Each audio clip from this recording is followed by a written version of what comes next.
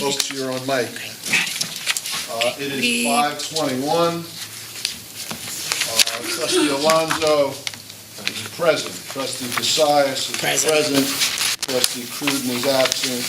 Trustee Finnerty is present. Trustee Munoz is absent.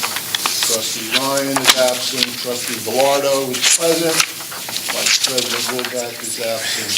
President Broderick is here. Dr. Walko, I'll turn the meeting over to you. Thank you, Dr. Nader. Good evening, everyone. Good evening. We're now in the middle of testing season. The Access 2.0 for English learners completed in March. Prior to spring break, the district completed the mathematics and ELA portions of the New Jersey Student Learning Assessment, commonly referred to as the NJSLA. Today, testing commenced for our elementary 6-7 and grade 8, as well as the high school population. Dr. Degnan is prepared to give you an update on testing progress so far. Dr. Degnan? Thank you, Dr. Lonko, and good evening, trustees. Good evening. New Jersey has administered statewide assessment since the 70s, and over the years, the testing program has evolved. It began as a measure of basic skills, and after 1996, it has assessed the state's academic standards. In 2002, after the federal government enacted the NCLB, every state was required to test students in math and English language arts in grades 3 through 8 and at least once in high school. That mandate is still under effect with the Every Student Succeeds Act, or ESSA, of 2015. Additionally, we are still required to assess our English language learners on the Access 2.0 and science in grades 5, 8, and 11. The current state standardized assessment is known as the New Jersey Student Learning Assessment, or NJSLA. Just to give you some highlights right now, in the high school, we started testing today, ELA 10 and 11. There were 611 eligible students and 569 students sat for the first day for a 93% participation rate. Last year, we had 18 days of testing, 2018. It's now down to 12, 2 of which will not impact the instructional day as testing will take place on the ice rink. And that's because the 11th graders are now exempt from taking the test. So we have just a handful of 10th graders that are taking Algebra 2, which is traditionally an 11th grade test. So this helps. So we're down to 10 days. Large testing sites, the main gyms, the CAFs, and ice rink are still used, which allows us to maintain instructional time as students test. We have less impacts on substitutes needed to cover and administer proctor assessments. Testing tickets are sent to one location, and overall in the high school, day one went rather smoothly. I think it's important to note, as 600 plus students test, we have another 2,000 students that are going through their instructional 8 periods throughout the day. So this is wonderful news for us, for our teachers. The testing units and times were condensed. However, we were selected as a field test for ELA. So to talk about that a little bit, we say to the community that we're reducing unit times, we're reducing test times, but then we get selected to add an additional unit. It does, put some stress on the testing office, but we did put that together. As Dr. Wanko said, we are basically complete with 3, 4, and 5 ELA in math with a 99.9% participation rate. We will continue with 6, 7, and 8 this week in high school. Refusals are down. We have 2 in the high school, 1 in grade 8, and the bulk of our refusals, again, come from grades 3, 4, and 5. Presently, there are 23. So it is insignificant. We would like everybody to take the test, but students and parents are understanding the importance of the assessment. Currently, there's been no major interruptions, and our home instruction students are taking the test. We have 34 home instruction students. 10 do have a medical excuse. They will not be sitting for the test, but 17 have completed it, so we're halfway there. Graduation requirements have not changed since I last addressed the board, and I would just like to thank our assessment office, Dr. Desjardins and Jolene Bercantino, our technology department, our leadership team, and of course our teachers, administrator proctors for providing optimal testing conditions for our students. Anybody has any questions regarding the test? Yeah. When you say people opt out, like what is some of the excuses that they would rather not it take? really still goes back to 2015 when that grassroots started, President Broderick, of there really is no reason other than there was a generic letter that was put on the internet where they say they don't want their data mined. They see no reason. It's academic stress, testing, anxiety, and there's really all they have to do is just send a note in. We've made a push. It's been down since then of having the principals actually sit with those parents when they come in. A lot of this changed because they put some skin into the game by telling high school students that you need that as a graduation requirement, but you see in 3, 4, and 5, they still don't. That's where we're getting the bulk of refusals. But you don't have a large number of refusals. No, I mean, in 2015, we were in the green for our participation. As a matter of fact, there's 12 students that I identified in the high school today that did not sit for the test. When you go and look what happened, they were late.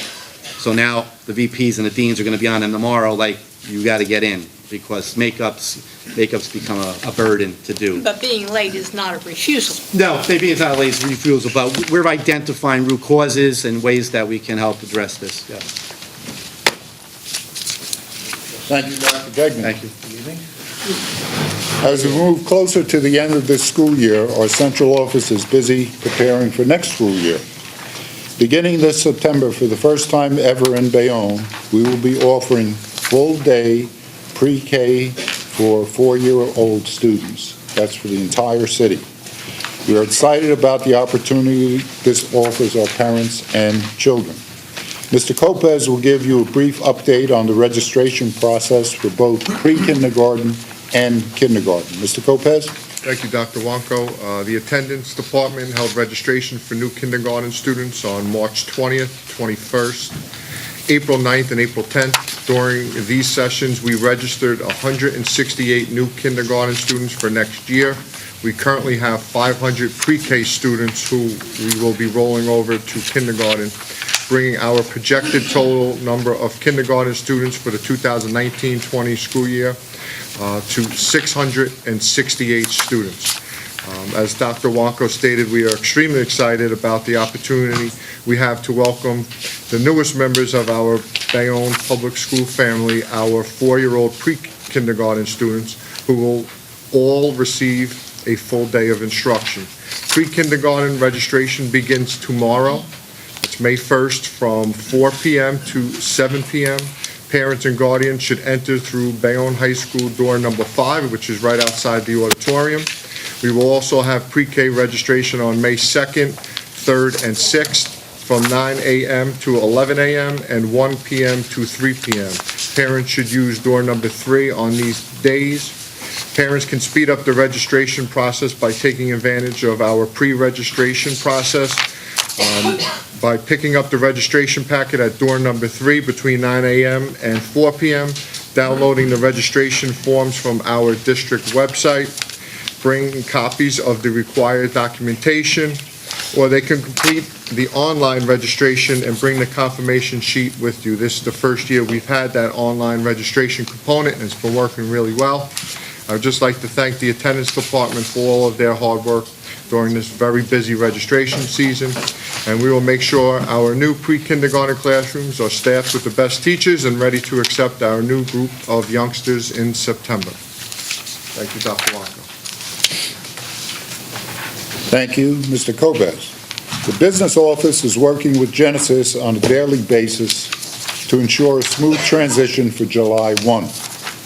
In addition, we are preparing for the first ever administrator and administrative assistant training program to take place in August, when all staff report back for the new school year. Mr. Fagu will discuss these items in detail. Mr. Fagu? Thank you, Dr. Wanko, and good evening. Progress continues to be made with Genesis. The business office, Mr. Lopez's office, along with payroll, pension and benefits office, are working with Genesis to ensure a smooth transition with our payroll and human resource components. We're also in the process of adding all of our student activity accounts to the Genesis accounting component to ensure proper documentation and procedures are utilized moving forward. That being said, the business office is working on a dedicated training program that will be presented each year to all of our administrators, secretaries, and other personnel who utilize purchase orders and student activity accounts. The annual program will be part of the training that takes place for all administrators and secretaries on their return each year in August.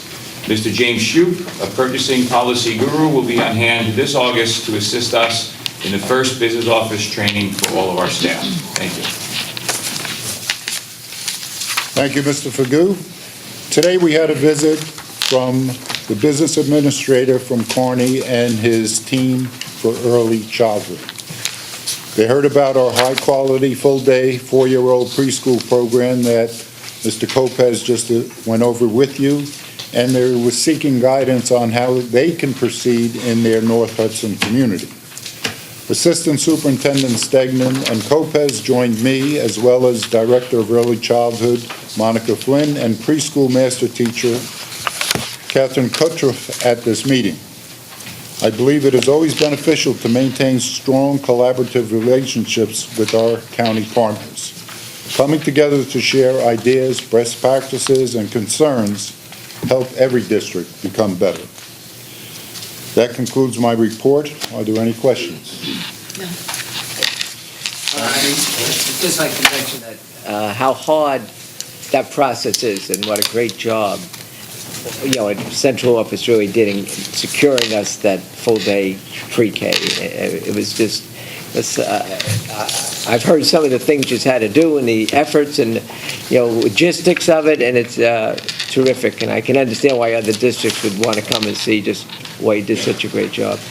Thank you. Central office worked very hard to get this in place, and the beneficiaries, as you know, are a universe of 4-year-olds. I think we had 528 or 580. 528, is that the number? That's correct. All right, so that's a lot of lives that we'll be touching come this fall, so we appreciate everyone's hard work. One other thing. Now, this also helps us with the new K-2 program we got in, because we're actually doing a little more preparation even before we get to that point, as opposed, so now students should like coming to school a little better, to be well informed, so I think it's a win-win all the way around. And the social-emotional impact would be wonderful, Yes. having the students in for the full day. Good job, everybody. Thank you. That concludes my report. Seeing no other questions, I would like to... I do have a question. Can I have an update on the BA search? Or the BA position? What would you like as an update? Well, I mean, that'd be enclosed? Okay. Any other questions? Seeing none, I return the meeting back to Dr. Maida.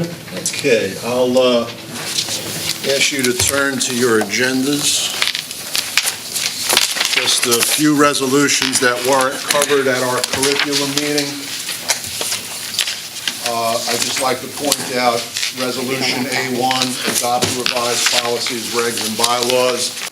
Since the committee meeting, I believe there were 3 or 4 other policies that we sent home individually.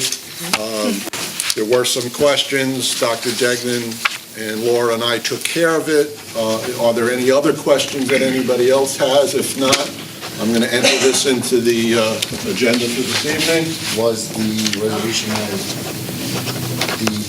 I can't hear you. I'm sorry, was the changes to the policy that I suggested?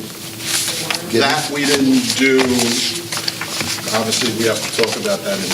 Okay, That is the only piece that isn't in there. okay. Just remind No, me. trustee, I had sent an email to Dr. Maida requesting some changes be made to a policy. So I guess we're going to talk about it in the back. Yeah, it's. And so I guess it's a personnel policy. It's actually not, so I don't know No. why it's in the back. So why is it in the back? Very good question. Well, if you give me a second, I will pull a resolution so all the trustees know what we're talking about. Let Okay. me go through this, and then I'll get back to that. Okay. I'd like to ask you to turn 814. 814, there was just, there was a typo with the price. So this is the correct price, $12,822 by Title IV funds. Right, so you did change not. Yes, and then we changed the Thank you. language.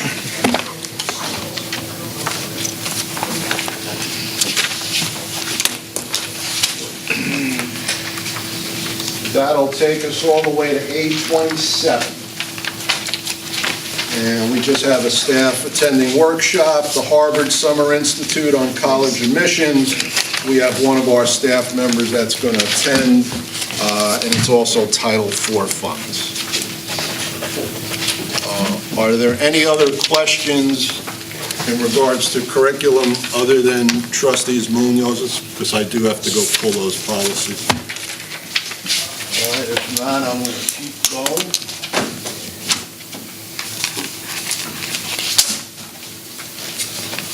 Same Finance, Building and Grounds met at their committee meeting. Resolutions B1 and B2, your reports were sent home by email, and obviously your secretary reports are on your desk. I do have a question about Sure, finance. go ahead. President Broderick, did you bring up at finance what I had brought to you when I called you about the Verizon towers? We didn't have a meeting, Oh, from that point? yeah. That was during the holiday, the vacation. Okay, so can I submit that request to the finance Oh, meeting, to the chair, and to the president next time? Sure. Okay, Good point, too, I agree. thank you. Mr. Chair, I will speak to you about that later. Okay, resolutions B3, that has been in a draft form. We closed out today on the 30th, so the resolution you have in your packet is the final resolution. B7. Every year, by statute, we do a resolution establishing our maximum travel expenditure amount for the year, and that is that resolution. B8. May I ask a question, Dr. Sure. Rita? On the school board's insurance company, we're applying for a grant. Who does the grant application? The resolution trustees talking about, I believe, is B5, the B5, safety yes. grant. Who writes that? Who spends all that time?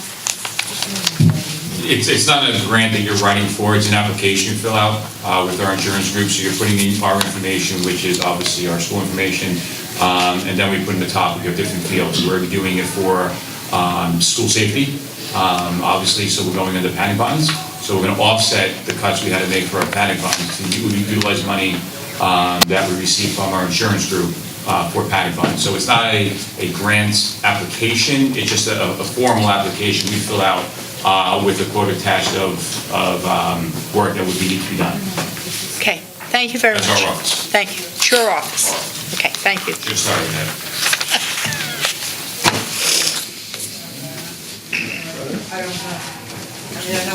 That was a long list of family members. Brings us to B8. It's been determined that a homeless student is our responsibility, and this is an emergency route for transportation. The student is residing in North Bergen right now, but it's been deemed that he is our responsibility, so that's an emergency contract for that. And then finally, as we continue our superintendent search meetings, this is just the resolution outlining all our special meetings. There was one last night, then we have Thursday, May 2nd, Tuesday, May 7th, and then Tuesday, May 21st. So I wanted to do that by resolution. So that concludes finance. Are there any other questions that anybody would have for us? If not, give me a second, we'll move on to personnel.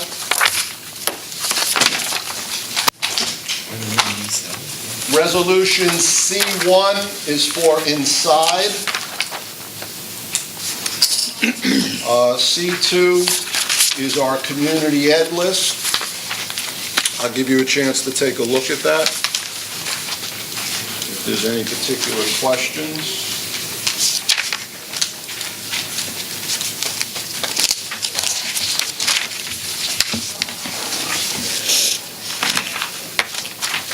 Everybody's comfortable with that? I'll move to C3, which is an updated coaching resolution.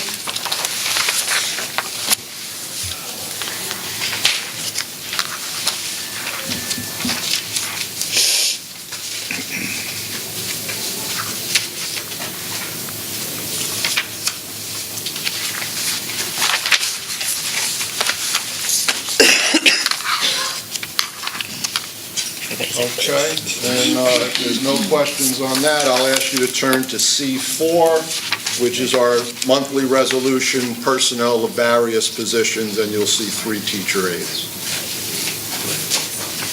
Only two. There's only two. C4, Mark. C4, should there be three names? There's only two on here. Only two, no, next page, right there. Why do I have, Yeah, He's got 3.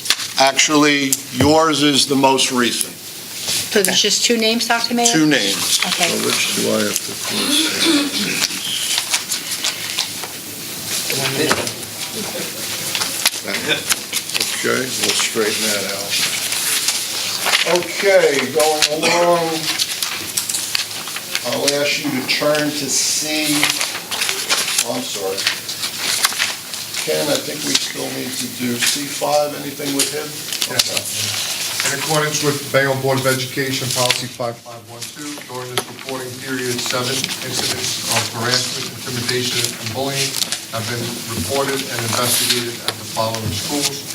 2 incidents at Woodrow Wilson, 1 incident at Henry E. Harris, and 1 incident at Nicholas Oresco have been investigated and confirmed. Strategies and resources have been provided to the victims to assist in the recovery process. Consequences and remedial measures were given to the offenders. All documentation is being retained by the anti-bullying coordinator. 1 incident at Henry Harris, 1 incident at Lincoln, and 1 incident at Nicholas Oresco. In these 3 cases, there was no confirmed evidence of the investigated acts of HIV. Strategies, resources, and remedial measures were implemented. All documentation is being retained by the school anti-bullying coordinators.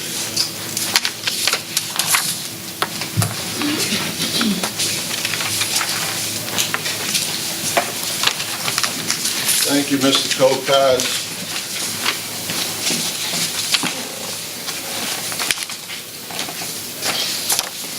Okay, I'll ask you to turn to C15, is our 3-year comprehensive equity plan.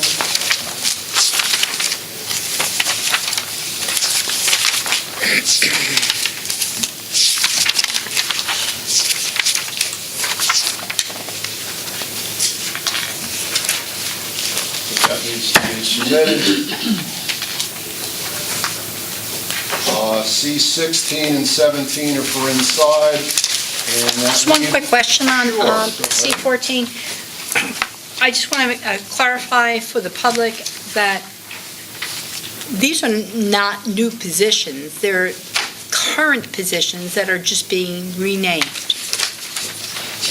correct? Trustee, the only one that would be new would be the one that we posted because of the pre-K grant, and that's the assistant supervisor of early child. Every other one. Assistant supervisor is, okay. So that would be the only one that is not filled with a person, and that would be a new position due to the pre-K grant. That position has not been filled yet, it's just been posted, but it's that time, so we sent it since we did post work. Every other position here has been filled. Right. Yep. Just want to make that, That one is being paid out of the grant. yes, at the grant we just got. Okay, thank you. Okay, last up is C20, staff member being assigned to the, added to the teen center staff.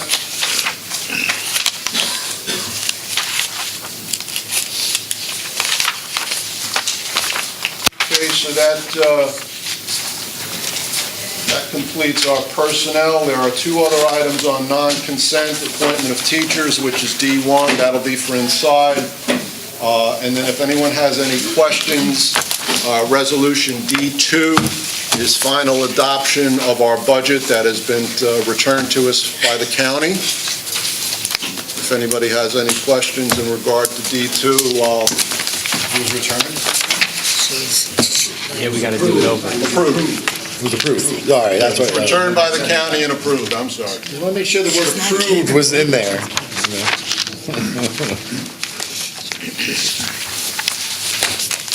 So any questions?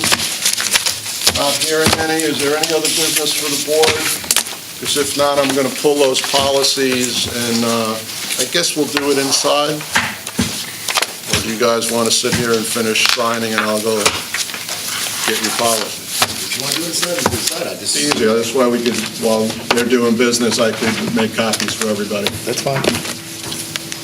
Anything else for outside? Okay, at this time, we're going to adjourn to a closed session for legal and personnel and possible negotiation items. It is 5:47. The board will return for the public meeting.